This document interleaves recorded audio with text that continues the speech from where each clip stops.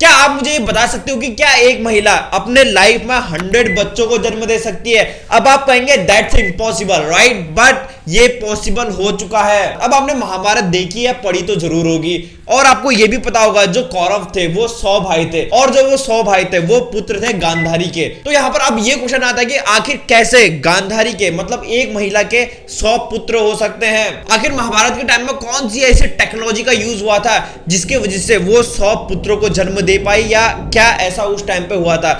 मैं आपको पहले ही इस वीडियो के स्टार्टिंग बता देना चाहूंगा कि आप इसे चमत्कार के रूप में बिल्कुल भी मत देखिएगा, आप इसे साइंस के प्रोस्पेक्टिव से जरूर देखिएगा। अगर आपको अभी भी ऐसा लगता है कि वो एक चमत्कार था, उनको वरदान मिला हुआ था, तो आप इसे धर्म के प्रोस्पेक्टिव से देख रहे हैं। नहीं, आपको साइंस के प्रोस्पेक्टिव से इसे देखना है। तो आज की इस वीडियो में हम बात करने वाले हैं कि 100 कौरव आखिर कैसे उनका जन्म होता है, कौन सी ऐसी साइंस वहां पर यूज होती है। तो आज की वीडियो काफी ज्यादा इंटरेस्टिंग होने वाली है, तो जुड़े रहिए मेरे साथ इस वीडियो के लास्ट तक।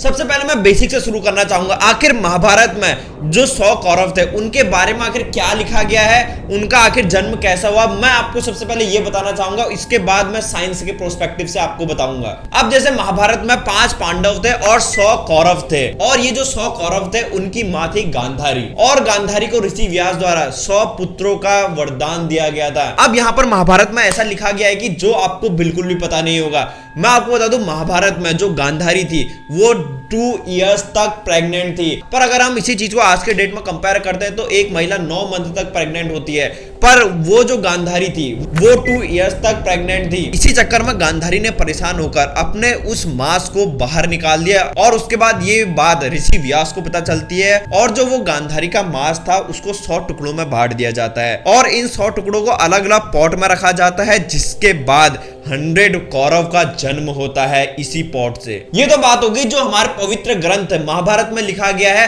अब हम बात करते हैं साइंस के वे में। तो साइंस तो ये कहता है कि एक महिला अपने लाइफ में 100 पुत्रों को जन्म नहीं दे सकती है, और ये बात सच भी है। और साइंस ये कहता है कि महाभारत में जिस टेक्नोलॉजी का यूज हुआ था वो टेक्नोलॉजी थी टेस्ट ट्यूब बेबी।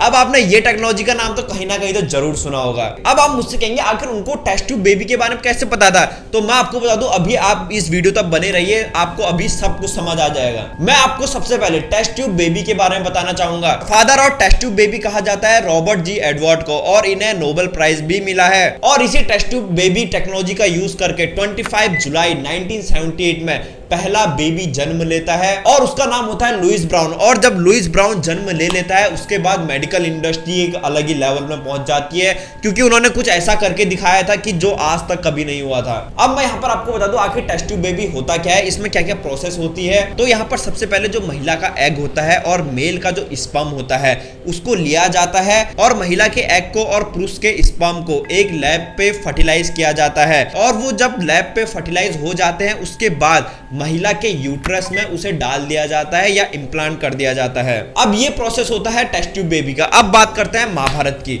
अब जैसे मैंने आपको बताया जो ऋषि व्यास थे उन्होंने जो वो मांस था उसको 100 टुकड़ों में बांट दिया था और एक पॉट में डाल दिया था। तो इसके बाद 100 कौरव का जन्म होता है, पर हमें अभी तक ये पता नहीं कि जो ऋषि व्यास ने जिन पॉट में डाला था आखिर उस पॉट में ऐसा क्या था जिसने एक बच्चे को जन्म दे दिया। और अगर हम उसी पॉट को आज की डेट में कंपेयर करते हैं तो वो हमें टेस्ट ट्यूब बेबी ही लगता है, क्योंकि टेस्ट ट्यूब बेबी से ऐसा करना पॉसिबल है। पर यहाँ पर बहुत ही ज्यादा इंटरेस्टिंग फैक्ट है। अब जैसा कि मैंने आपको बताया था, जब महिला का एग और मेल का स्पर्म लैब पे फर्टिलाइज किया जाता है उसके बाद उसे महिला के यूट्रस में इम्प्लांट किया जाता है।